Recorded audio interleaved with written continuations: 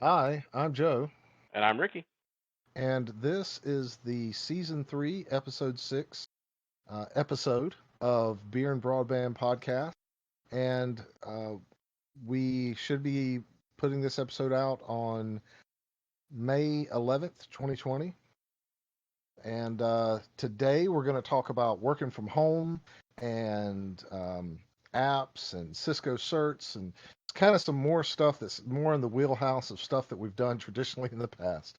But first, we're going to talk about beer, and we're going to talk about one of our favorite beers that we've had in the past was Dragon's Milk. But they released a different bourbon barrel aged stout that's a white stout that's called Dragon's Milk White. Now, this was a limited release, I believe.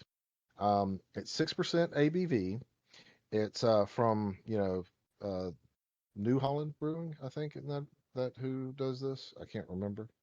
It's they're brewed in Holland, Michigan. Yeah, New Holland Brewing Company. And it says smooth, creamy, legendary. And that is pretty much it as far as what they put out there about the beer. And I've had this one before. I actually had saved one because it was limited release. I was gonna drink it, like share it with you, and ended up not being able to like meet in person to record Hmm. this episode. So fortunately, you found some, which is great. I did, yeah. On the long list of things you sent me that you had, this was the only one I could find because all of the like creature and six packs they normally do for the craft beers, all that was just empty, and it has been for weeks. But there was a 4 pack of this, so I was able to grab that. And it's a good thing too because after you were kind of like, I didn't get or this didn't happen. I was like, well, I guess I guess I'll just drink this because we won't be talking about it on the show. But Hmm. now you have it. So what do you think about it? Oh, so I actually want to do something a little bit different for this. I want you Okay. to educate me on what in the world a white stout is while I drink this because I've never had one and never even heard of them. Oh, okay. So a white stout is one that is brewed in the stout method, but it is not brewed with dark malts. Okay. So it's cold steeped. Here it says on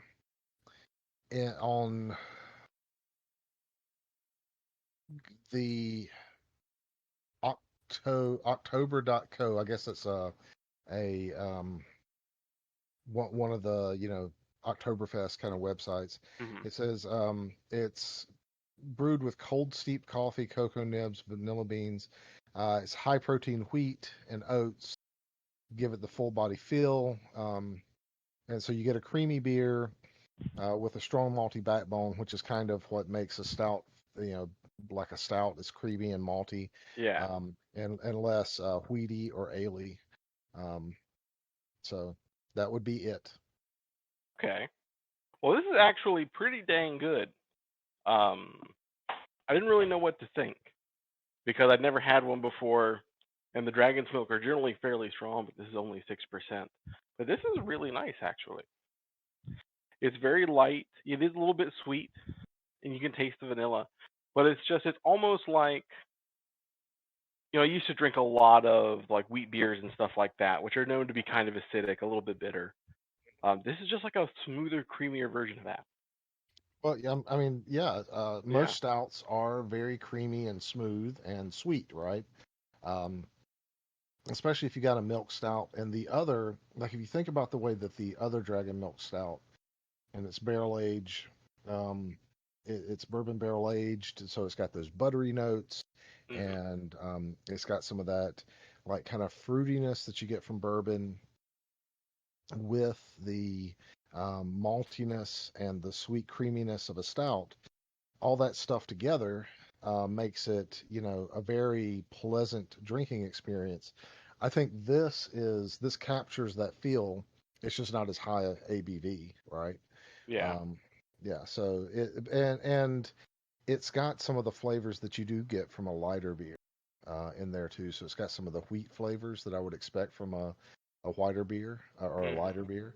but it's not quite as astringent or bitter because they're not focusing on the hops side of things. So it makes me happy. This is exactly the sort of thing that I love. I love when like New Holland does stuff like this, and Mm. other companies they throw something out there special. So um, on the smell, the first time I smelled it, it smelled wonderful. And every time I smell it now, that's just such a good beer. I think the only thing, because it's got a nice clearness to it, and it has like that kind of um, nice mouthfeel and everything. Mm. The only thing that I have really to complain about it is that it feels a little bit more. It doesn't. It's not quite like a stout. It's it's pleasant and all those things, but it doesn't have that punch that a Yeah, it stout. doesn't have kind of that like really dark richness that you Yeah. expect from a stout. But this is pretty pleasant. I mean, I'll admit, if you were the kind of person that likes things like wheat beers, you'd probably like this. Yeah, I got a little concerned when I saw the color because you can really only get this color from either wheat or hops, and I was worried this was going to be like the IPA version of a stout. Hmm. But this is pretty pleasant. Yeah, yeah. I love it. I wish that this was a regular beer that it wouldn't stop me from drinking darker beers, but this would be my go-to light beer or Yeah, white, lighter colored beer. yeah. I wish we had a little bit more description on it because there's a little bit of like of a spice or a heat to this that I'm not sure exactly what it is. I mean, it almost reminds me of like some of those jalapeno beers we've had, where the heat Hmm. doesn't stick around, but there's definitely a spiciness just like directly on your tongue when you're drinking it. I think, and I'll look up their I'll look at their website, but I think that they on the box it had some the packaging that it comes in. I think it had Oh, some okay. description on it. I don't know if you still have that or not. I no, I broke the box up and recycled it pretty much as soon as I got it back in. I just leave the beers like free sitting on the shelf. Nice. So actually, it says Dragon Milk. They must have changed things because it says that the Dragon Milk White is available year round. Nice. Um, Maybe it just did really well. yeah, it must have. Um, let me see. Let me see. They have a special website just for Dragon's Milk. They've actually released some more that I haven't seen. So it says Dragon's Milk White is a nod to New Holland Brewing, 20 years of barrel aged expertise and commitment to innovation in the name of flavor. The next legend to unfold in the Dragon's Milk family, Dragon's Milk White creates a full flavored yet lighter stout drinking experience that presents familiar flavors in a completely unexpected way. Um, Vanilla cocoa, coffee roast, oak, um, from its time in bourbon barrels, drinker. So you're getting the spices coming from the oak that you're getting there because that's generally where you get that like kind of cinnamon and everything that you Mm. normally get from stuff Yeah, like I that. wonder if it's just off of whatever that type of bourbon was. Well, that's how you get the oak flavors and the bourbon butteriness and everything. That Mm. all comes from the way that the bourbon interacts with oak and the alcohols in them. And so, my non um, scientific explanation here, because uh, I didn't expect for this to go down that direction, but yeah, so it would be from the and the alcohol that has seeped into it before. Neat. So, um, this is something that you and I do all the even when we're not locked down, we work from home, uh, Mm. 365 all the time, right? Mm. And I think it is new to some people who maybe only work occasionally to, or they work from home, or they don't really ever work from home, and now that they're having, they kind of look at something like this and they're like, well, my job said I can work from home, but how do I do that? And I've kind of there's a lot of advice out there, and some of it's really bad. Like there's a lot of popular channels that are out there, and news outlets and media that are telling people, make it all about like comfort and things like that. And I don't know that that's the right advice to give people. So Yeah, before I I'd say start going that's down that route, if people are I was going gonna out say you can, there. yeah, Yeah, yeah. I mean, if people are going out there and saying just make yourself as comfy as possible, I feel like that's bad advice. I feel like that's how you don't get too much done. You should definitely try to be comfortable. Like, if if you have to work from home, don't work off of your kitchen table, off like a bar stool with your kids and dog running around. Yeah, that's just going to add more stress to your life. Try and get your little space.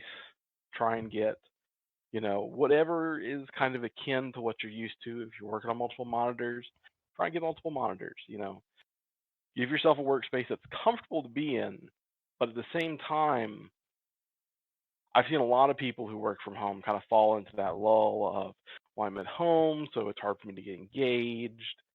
I take lots of breaks that are maybe too long. And I've done that before too, sometimes when I'm not feeling well.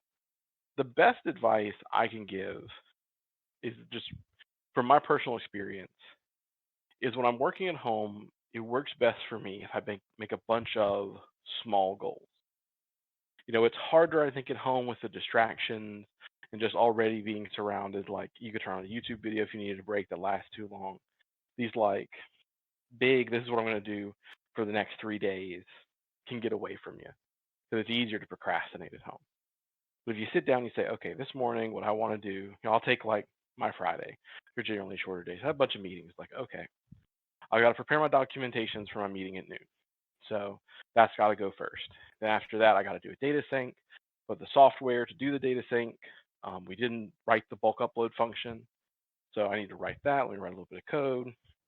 Then we'll do the upload and I'll watch it for an hour. And if it's after that, I'm pretty much good to go. And that's kind of how it went. I took one piece at a time, only took breaks. After the first small goal was done, take like 15 minutes to listen to music. Then I switched to the next small goal. And, that gets everything done. That way you're not stressing. You don't ever hit that part where it's like, well, it's time for lunch. But, ooh, I haven't done more than check my email, you know? gotcha. I actually um, found because I worked from home before I worked where we work now, Mm, and when I did that, I found that I just treated everything like a task I had to do. So, I kind of got everything organized together and I knew all the things that I needed to do. I knew everywhere I needed to go throughout the day and all the people I needed to call or, anything like that. And I just, like you were saying, I segmented them up and then I would go and perform all those tasks. And I could, pretty much after I got used to it, it took me a couple of weeks. But after I got used to it, I knew it would take me 10 minutes to do this, 15 minutes to do that, 20 minutes to make a phone call, that like whatever it is. And I could just kind of, I could plan out my day that way. And generally, I was within about an hour of, whatever it was that I knew I needed to do. The the thing that I found when I went back to work in the office is that I actually wasn't as efficient in an office because there are a lot more things that take up my time that are actual distractions because of the other people around me. They need something or they want to talk about something, or something like that. And that takes away from my work. So since I went back to working from home full time, um, what I found is that, I'm more efficient. I get tons of work done at home, and I'm constantly got my fingers in something, or I'm manipulating something, or I'm giving direction, or I'm getting into a lab, or I'm doing something.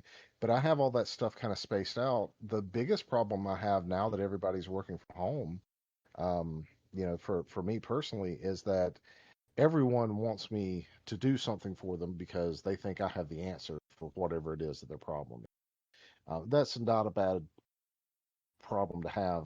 That's a little off topic though from how to have like the best work from home experience. I think if it depends on your personality, but if you're a person who is very task oriented, working from home is actually better for you than working in an office. And the reason I think that is you can control the flow of your work, and if you want to get tons of work done in an hour, you can, and you just kind of break up your day. You can set up your organization and things like that, and you don't have people that are generally going to come in. This is a bit of a unique situation, but generally going to come in and interrupt that. Um, Now, for me, I think the first thing that you said is um, to get into a comfortable space is not necessarily the best advice, but it is important that you be in like a comfort, let you be in some way comfortable where you can work. And I agree with that. I think you need to take it a step further, though. You need, whether it's in your bedroom is your office, or you've got a special room that's your office. You need to have a space that you can go into and leave. And um, when you go into that room or that section of whatever it is or something like that, and you sit down, then you are at work, Yeah. right? And so you can have a demarc. So it needs to be a space that's quiet, that's comfortable, that you can do whatever you need to do. If you need to sit back and read or think or write or whatever it is, you can do all those things, and you aren't going to have distractions. One of the biggest mistakes I think that people, especially right now, they make is that, and I've heard this from a few people, is that they make that a joined space. So they kind of treat their office space in their home like their office space at work, and so they have someone else working there with them.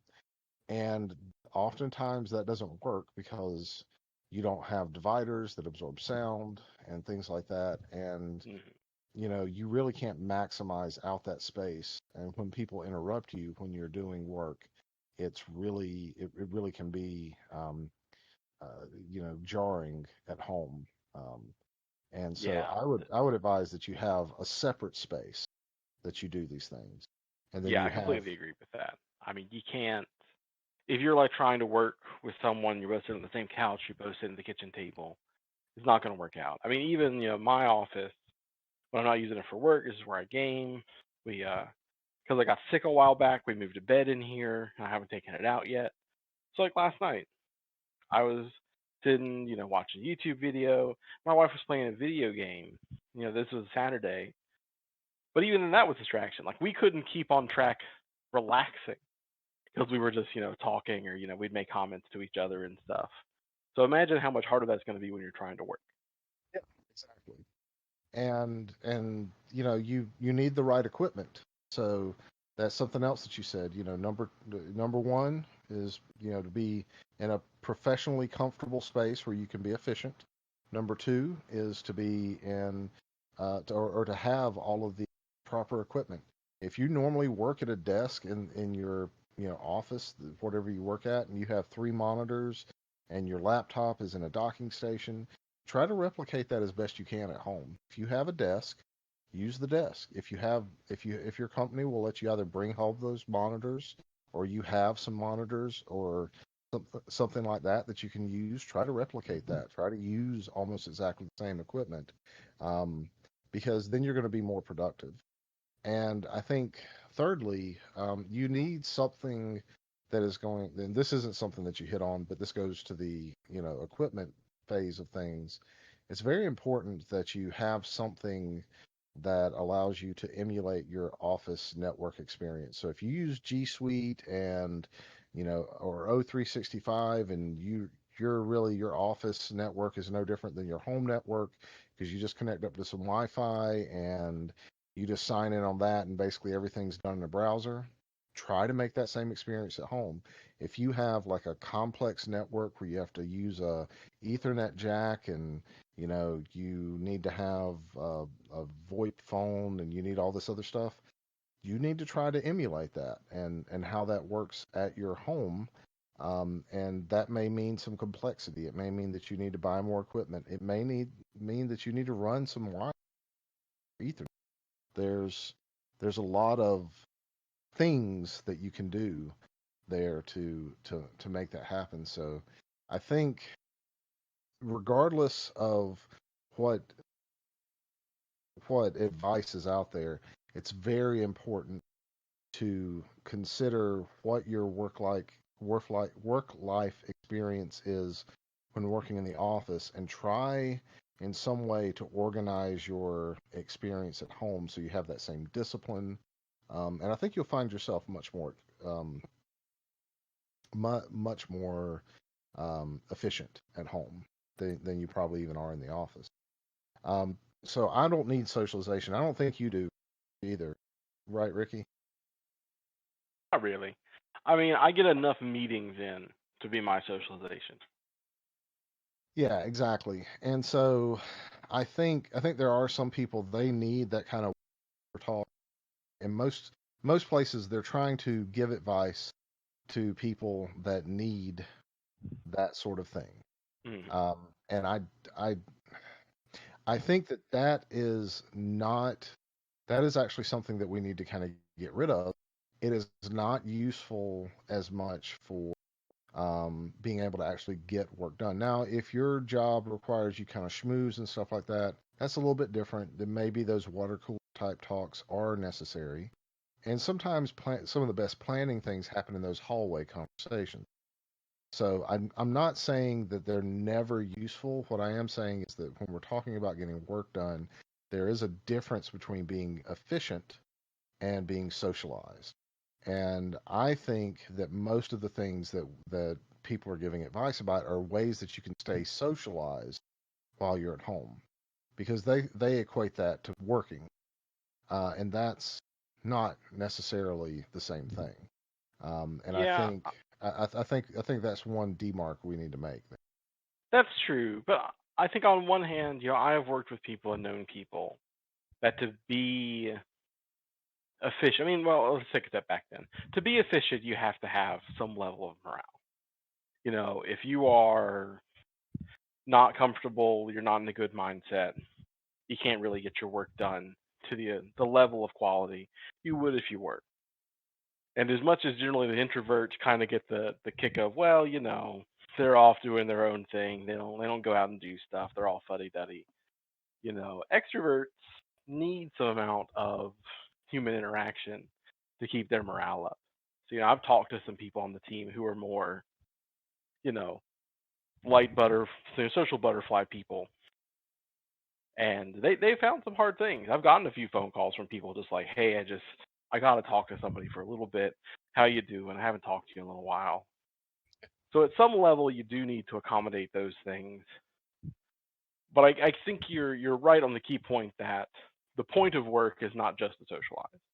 At some level, you have to prepare people to actually do their work from home. But you do got to think about if you're one of those people that you need 45 minutes of talking to somebody a day, how you're going to get that.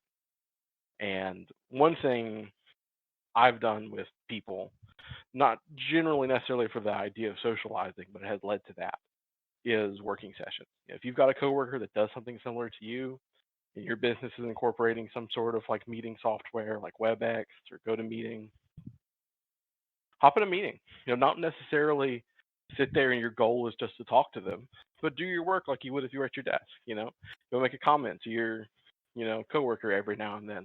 They'll comment back. It can get you back into that more in the office feel, where if you have somebody there, you can talk to them for a little bit of banter if you need to.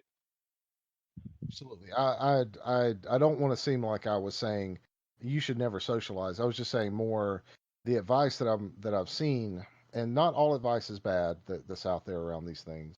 And some of it's like, get in a meeting, do some of the things that you're suggesting, where you work at the same time on something if it's very similar. Use some collaboration software to be able to make things happen. Even like if you've got like Google Docs or something, you can edit the thing if you're working on the same thing, you can edit it at the same time or something like that. Those things are all they're all good and well, but and they may be part of that structure that you need to have for whatever your job is. So I was trying to keep it a little bit just more like generalized, because maybe you're a person who works in graphic design and really you're the only person that does that thing in your business. And so like you need to, like you need to understand that there's like a way to get efficient work done, and you probably do, so you know what that is, and you've just never worked at home before. So you're kind of scratching your head and saying, well, I don't really have all of the stuff that I have in the office. Well, that's a problem. So you probably need to talk to your boss about how do you replicate, even if it's just for like 2 months, you still that's 2 months of work you need to do. How do you Yeah. replicate your working environment with your office environment and at home, and how do you have a quiet room experience, and how do you do this and how do you do that, and those are all things that doesn't really have anything to do with most of the advice that we're getting.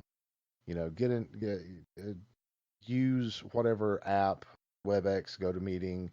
I hate to mention Zoom, but if you're using Zoom, whatever app that you're using to socialize, that's great. And those are important things. Morale is super important. But the biggest part of, a tip that I would give is that is a secondary, morale is secondary to the efficiency you need to have. Once you're set and you've got your workflow in place, get some good morale points in place. But if you only focus on the socialization aspects and how to make it so that you can have like a collaborative effort first, and you're not setting yourself up to be in a quiet space and be able to be focused on everything, you're then going to have issues. And really, if you think about it, all this stuff's kind of common sense, right? Hmm. Don't sit there and watch YouTube videos all day or watch TV. But it also, I mean, like, did you do that at the office? Maybe you had some music playing in the background and had headphones on. You can totally do that at home too. It's not like that's a big shift. And so do some things to normalize your work experience that are very similar to what you did in the office that will make your experience better. That's probably more in line with uh, having a successful work from home experience. Hmm. Well, I just went on a rabbit trail there, didn't I? Ah, it's all right. um, so let's talk about social distancing. Um, so the South Korea, I almost said North Korea, South Korea, they've been fairly effective at getting back to work after the whole quarantine situation has happened for them. And one of the things they've touted is being able to use a social distancing app that helped them to identify people that came in contact with other people who were known to have the the virus that we're trying to avoid right now. And so they, were able to like be quarantined and things like that. So we've been floating that idea around here in Western, especially the United States, starting to talk about having a social distancing app. And our president has said that Google and other companies like that were going to develop a website or something like that that would be able to tell us, more information and help us avoid things. And even Google and Apple have said that they're working on some sort of social distancing app that works together using Bluetooth, low energy, from your cell phone. Now, they would be doing this without like some sort of government oversight or regulation in the US probably. Now maybe in other places they wouldn't. And I know there's, like in the UK and Europe, you have some other regulations that fall into place that may limit some of these things. But in America, we don't as much. So from this is mostly an America-centric topic, just because of the concerns that kind of go there. But this could become like a problem, or maybe it's the saving grace for us all. Um, it actually ended up causing a fight between me and my wife when we started talking about this, because I'm kind of passionate about my thoughts about privacy and things like that. Um, so what do you think about this topic? I Um, don't know. I mean, on one hand, we've already lost this battle. Like, I feel like the topic to talk about is okay, they're going to build an app that tracks you, but then also tracks all the people close to you. And that's scary. But those things already exist. Half the GPSs out there work that way. Any of the ones that have these like social things built into them, it's not just here's where you go. They're already looking at where you are, what restaurants you've been near. They know how many people and what people have been in that restaurant to tell you how busy it is because they're all already connected anyway. So, I personally don't like that. That's why I don't leave my GPS apps on when those things, if I go anywhere, the only time I'll ever keep my location data on is when I'm driving somewhere, and then I immediately turn it off on the phone level because I don't want people knowing that information. But I mean, ultimately, that's what this is. Now, if it became mandated, oh, hey, everybody has to install it, I'd have some freedom concerns about that. But Well, if, that's the thing that they're talking about doing is every built into the OS of every operating system, and it uses Bluetooth low energy to be able to tell you who you come within a certain amount of feet of another person. And then there's a unique identifier that's tied to that person that would tell you if that person has, and it's based off the Bluetooth beacon, right? But so it's even more pinpoint than yeah, I mean, GPS. and I get that, but at the same level, it comes with whether or not you have control over it. If, like I can turn the Bluetooth radio off on my phone and just not leave it turned on. I could not install whatever app it is they're going to put together. If those things are optional, then there's not much to say about it, I think, because people have already signed those rights away, and if they're the people inclined to do it, they'll do it. But if they're going to say, well, we're going to enforce that these things exist on your phone, regardless of what you as a person want, that leads to a lot of privacy concerns for me. I think the idea is that so this wouldn't be effective unless the phone is able to keep that information. So the app would be like a default app for any of those, and you couldn't uninstall it. There may be some toggles that you can turn on and off to where, if you're at home or on your Wi-Fi, you don't, it doesn't, like do any sensing or anything like that. But I believe the idea is that you don't have control over when it turns on and off, Yeah, if you don't have necessarily. control over it, then that's pretty not okay. I mean, at that point, I might just switch to a flip phone. Like, I'd just get a phone that doesn't have the features required to do it. Because that is a complete total invasion of privacy. And it's like a slippery slope. It's like as soon as you start saying, okay, it's all right to monitor with incredible accuracy where anyone is at any time, you know, not even talking about like government level abuse. Well, where could that be used to restrict your freedom? Just imagine data like that gets leaked. Data gets leaked every day. Yeah.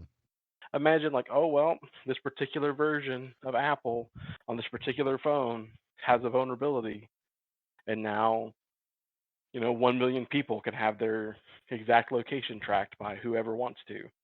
You know, that stuff happens. And I'm sorry, I didn't mean to interrupt you. no, I was just ranting about the privacy of it. It's like you got to really think about not just what the data can be used for good. You got to think about if it gets into the wrong hands, what can the data be used for bad things?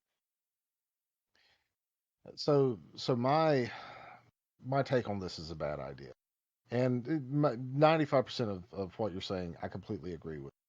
Even if it's not optional, the fact that it's something that would be like an app or something like that means that that functionality is going to be there. And the way that our phones are made now, they're made and they're very on almost every level. Um, and I feel like this is one of those moments where we're scared and we're something to be done to be able to give us a set of options to be able to make sure that we're safe, but we can't ever take this back. So it's not like we can flip a switch and say, okay, well, we don't have somebody that is the Lucius Fox with the Big Brother machine that Batman created, and they're just gonna shut it off. Um, we don't have something like that. What we have is a group of people that they're thinking, okay, well, this is a good thing to do right now, and it's going to save this many lives and all this other stuff. and we don't care what's going to happen next generation or us in years. We'll deal with that when it happens. That's a problem for tomorrow, us. And we've already done that. So many things. Um, we've got the advertising thing where we're like, okay, well, we need to find some X, Y, and Z things on the internet. And instead of building a secure advertising network, what we've done is we've built one that was just kind of cobbled together. And we have some that are a little bit better, but for the most part, all advertising networks have flaws where malicious code can be uploaded to your devices through your web browser, especially if Hmm. you use the right extension. That and now people to stay safe, they're having to basically put all these things in that kill the efficiency and the speed of their web browser, or there's so much malware there that it's just all when you load up a certain web browser, all the tracking scripts and everything make it slow. um, there's a guy named Brian Lundu who talks about that. This is going to be the same sort of thing, and so I know that there's a huge difference between even my attitude and yours, because you grew up pretty much not having some of the freedoms and the privacy that I had, and I watched as all that stuff was just kind of given away for convenience. This would be another situation like that, and I mean, this is a debate that is going to be more like in 10 years, well, this is what we bought for our ability to track people sick. But when we have a vaccine for this or any other super bug that we run across, then we don't need this anymore. The companies that are building this aren't building it free. They're going to use it. And I'd be willing to bet that in 5, 3, 2, whatever the amount of years, we're going to see that the network and the apps that North Korea built, or I keep saying North Korea, Korea. I mean South Korea, and that they built there, are, unless the government really heavily regulates them, are going to be used in ways that they weren't intended for, and the data is going to be taken from them and to advertise or manipulate people that that's not what that was intended to do to begin with. I mean, And I'll admit, I agree with everything you're saying, but that's not even my primary concern because I feel like the technology they're using already exists and is already used. Like, you think about how do these apps, these games that are like, oh, you went and collected something over here, or the hey, you walked past X person, here's their trade gem or whatever. Those things already exist and they're heavily used. My concern is the more we feel that we can mandate your privacy. That level of, okay, when is it okay to push information to a customer's private device? Like I own my cell phone. That cell phone is mine. It's private property. But someone can come in and say, well, because of X issue, it's okay for us to take control of that device and put these new restrictions on it. You have to have this app running, or you don't get to have, or there's legal consequences. That's the part that scares me, is when you're saying, that's exactly where I'm going next. I'm yeah, saying I have this concern that doesn't seem to be as much of a problem for you, but that's been a concern that I've had forever, and we've talked about before. And then on top of that, we've got this thing that we're getting. There's no regulation on it, and it seems to be like a government sanctioned way of controlling the populace, which is not good, yeah, because they're that like, reeks way too much of like the social debt system of China, because they use a similar thing over there. They've got these social, credit apps where it'll tell you when you're near somebody who has like bad social credit. yep, Like that's just nuts. It's the slippery slope of not just what can it be used for today, it's what will it be used for tomorrow. exactly. And so I think that's something that we need to be very mindful of as human beings. And in this talk, we're talking about as U.S. citizens, but globally, we should also be very conscious of this, because companies like they're the companies that are using these things, even though they may have social responsibility clauses and all this other stuff, they're still there to make a profit.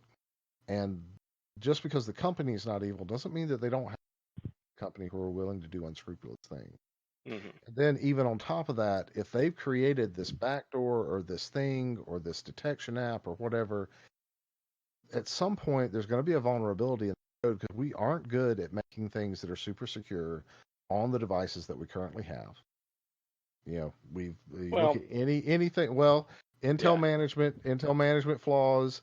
Well, yeah, but The I just had all a different take on the same idea. And you're Yeah. right. We don't do a good job securing things, but I feel like the core issue with that is not necessarily we don't know how to secure it or we're not good at securing. It's just the same people that secure it generally have the same education as the people that break it. It's not like it's some, malicious, who knows who these people are, sort of bad people. There are also people with comp sci degrees who probably have tons of years of experience breaking into things. So, it's like if you know how to build a house, you know how to tear down a house. So Yeah. that's kind of part of where I think that struggle always is that as soon as the newest secure technology comes out, the people that also break into the stuff are smart enough to know how it works. They're smart enough to try and get around some of this stuff when they can. So even the small little, let's say there's 1,000 bugs and you fix 999, you still got really smart people looking for that one bug you didn't catch. So it's kind of like with like law enforcement or something. You're never going to make something that's so secure that nobody's ever going to be able to.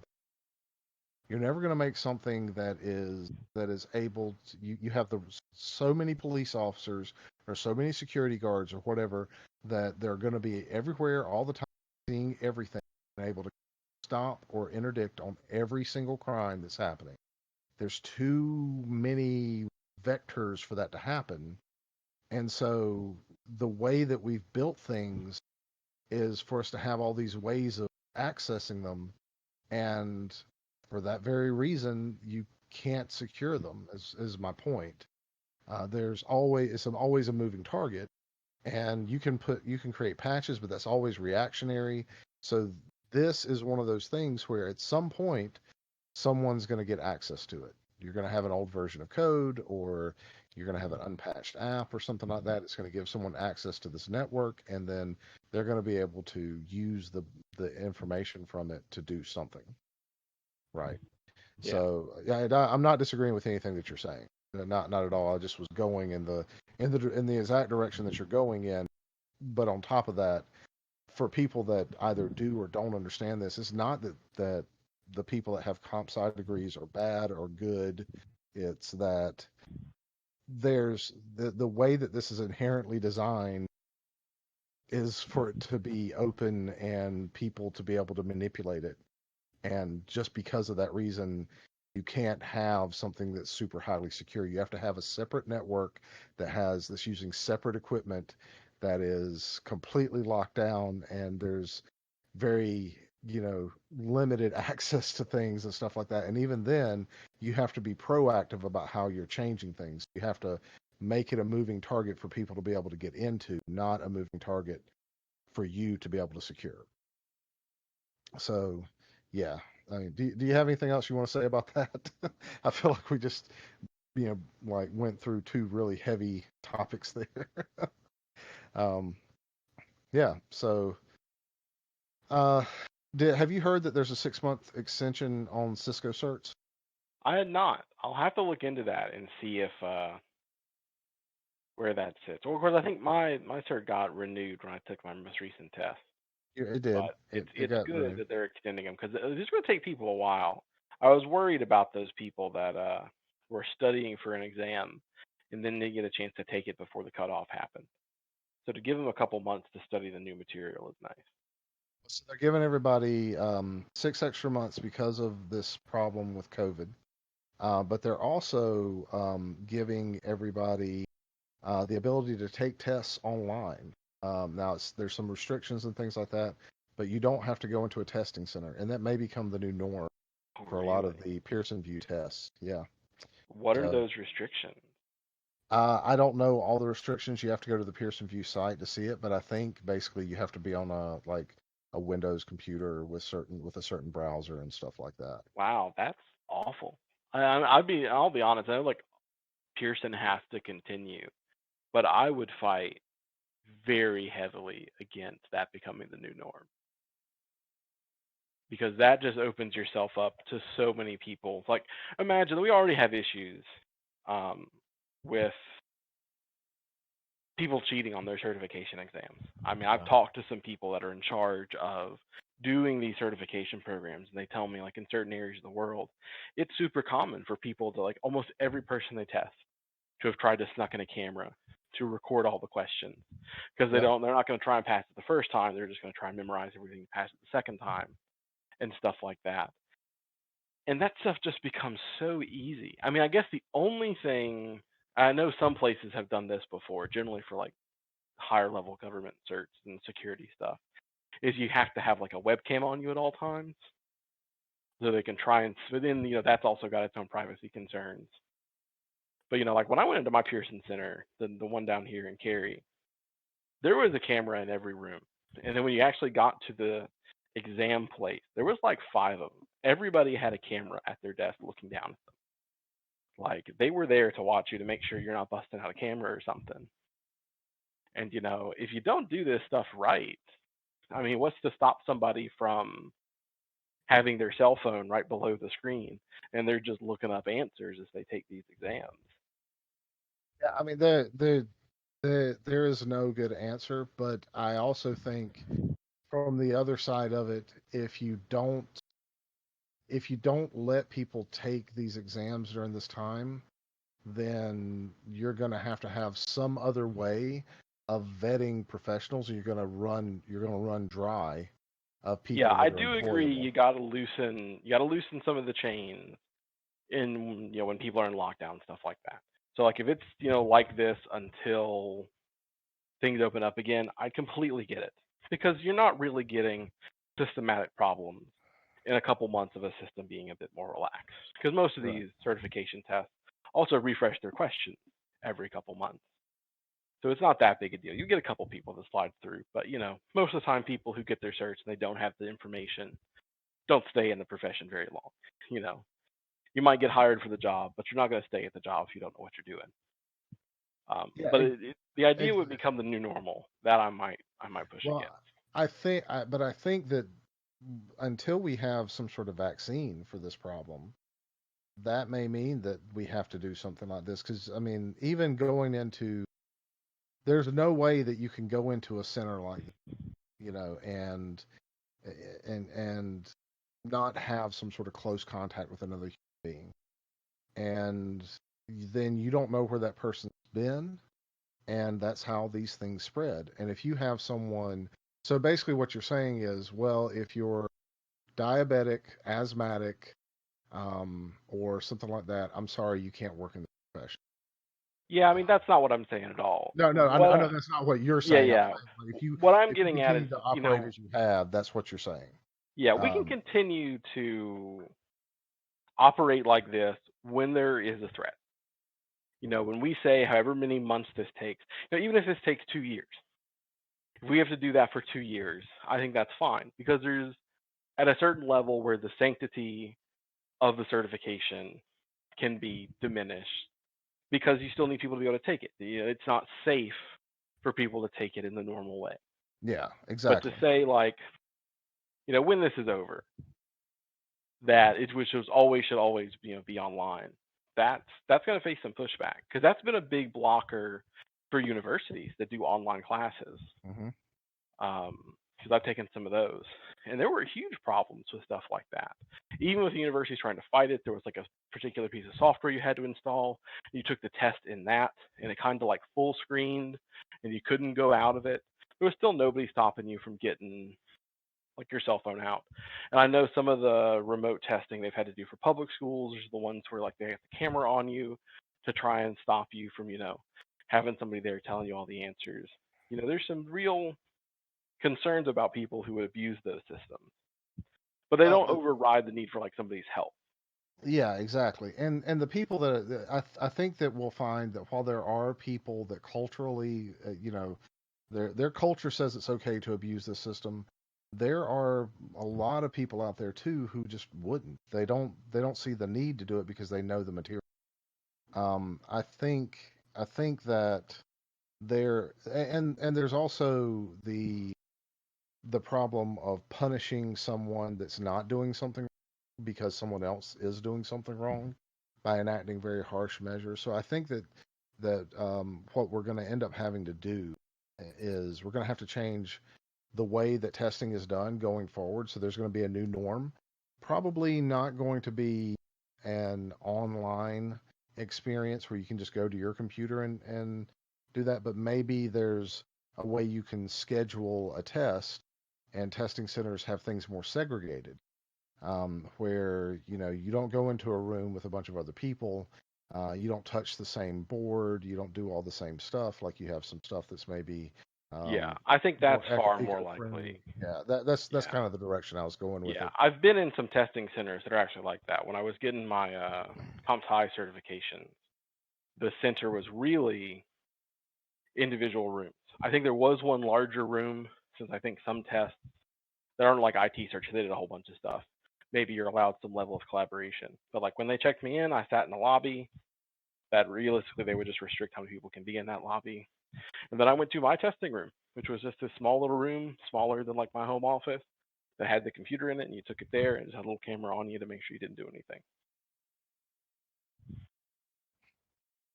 Yeah, So yeah, I can definitely see those sort of things becoming more common. You're not in the room with 30 other people.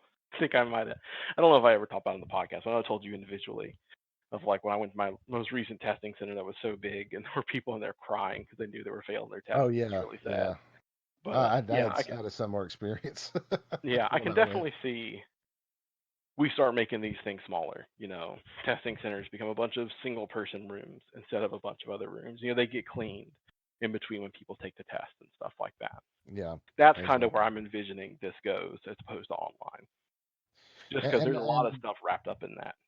there may also be an option where there are some online things because like I went to school virtually for my second degree, or my degree. It was not second degree, but second time I went to school. And without making it a very long explanation, there were ways that we were able to do that didn't require us taking a multiple choice.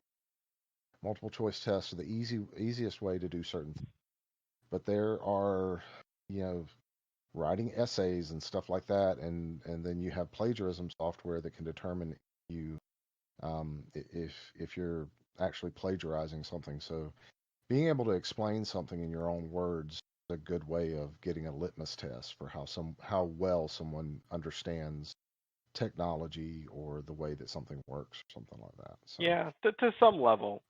The only reason I push back as much as I do is I did take a couple online courses at my university, and they weren't the comp sci department, they're the IT department. The only IT courses I took because they were required for the major, which were really, they were kind of stupid. I've told you before, like no one ever taught me how to fix a computer, and they didn't. This was like, how do you use Word really well, or like the Office suite really well?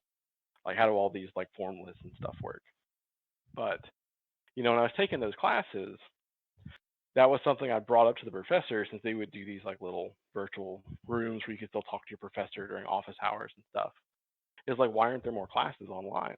And he's like, you know, because we saw a massive tank in people's, plagiarism. I mean, I guess he didn't really plagiarism. I don't know exactly how they calculate the metric, but they had a way of just seeing the shift of how many people are getting what grades on this from the when it's taught in the classroom and when it's taught online. It was a huge skew. He said they had problems with why they're not in the comp sci department. It's because the comp sci department was accredited, and if they let that stuff fly under the accredited program, they'd lose their accreditation because there were so many people cheating. I mean, he threw out to me he thought it was more than 50% of the students see, were at I some point. disagree with that from all of my experience with online learning. That is not that's not necessary. That means that your system is broken, not necessarily that all is not good. And there are some things that would be harder to prevent things on.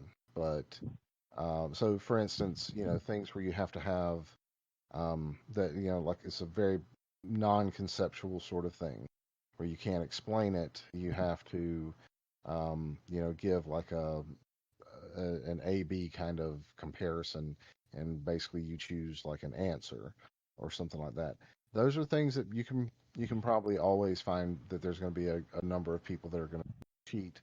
But the that is that's not always the way it works. And if you train people to to work a certain way from the moment that they're they're kind of brought up, you're going to find that that it is you have a certain populace, just like you do in school.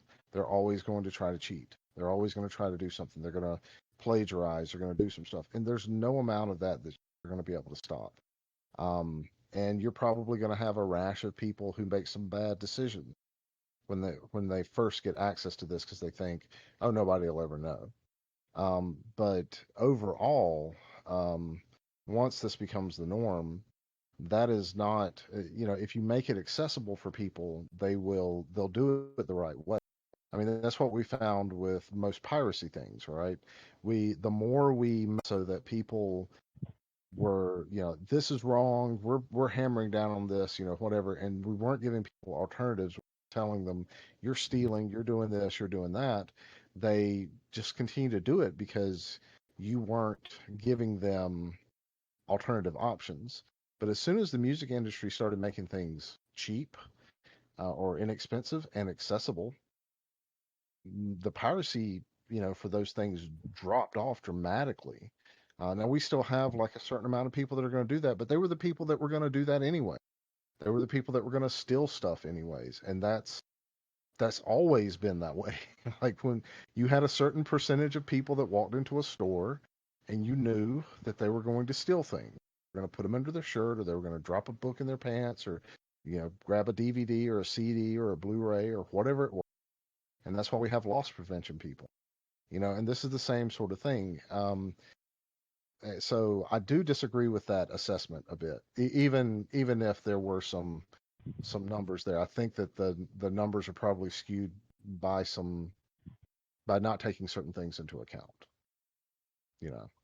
Yeah, Um, we'll see. He had some pretty strong arguments on his end. They eventually got that number down, which is how they were allowed to continue to keep the course up. But he said they had tons of problems with, since there were like multiple classes that are taught at the same time, but they don't take all their tests all at the same time.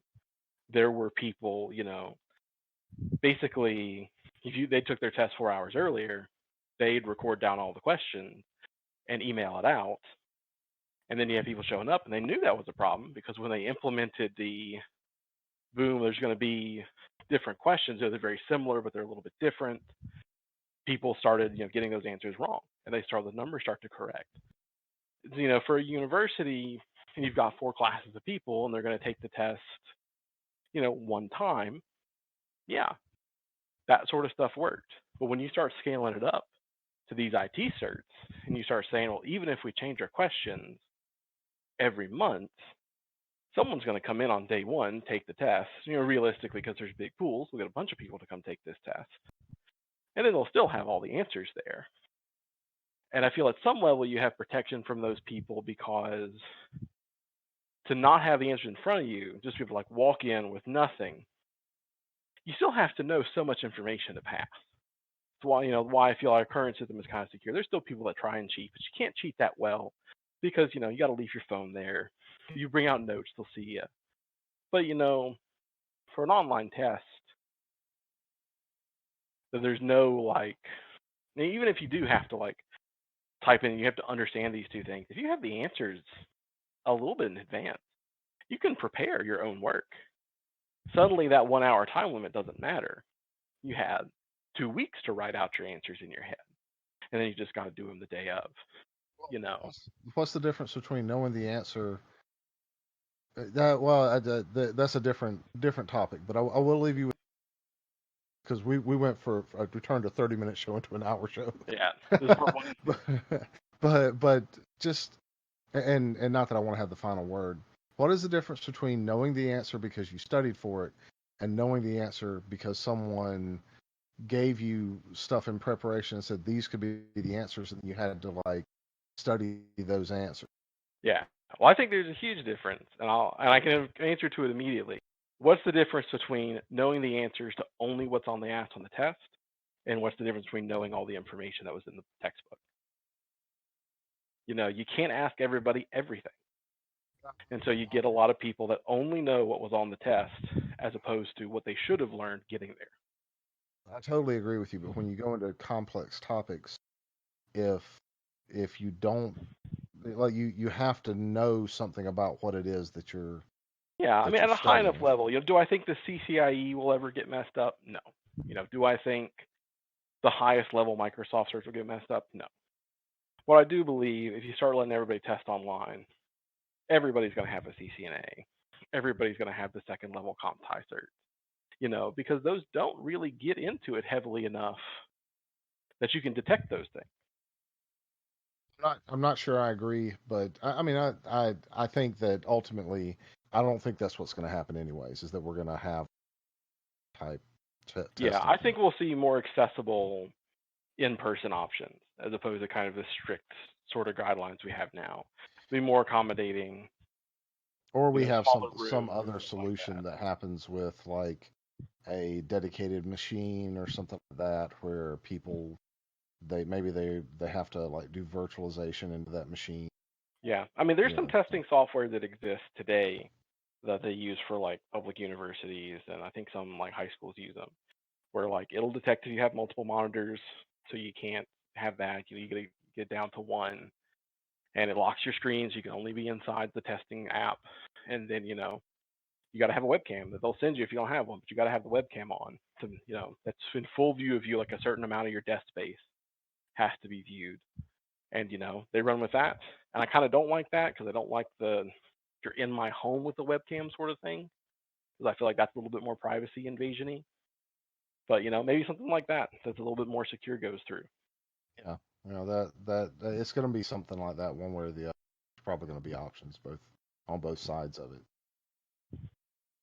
So this has been the 6th episode of season 3 of the Beer and Broadband podcast.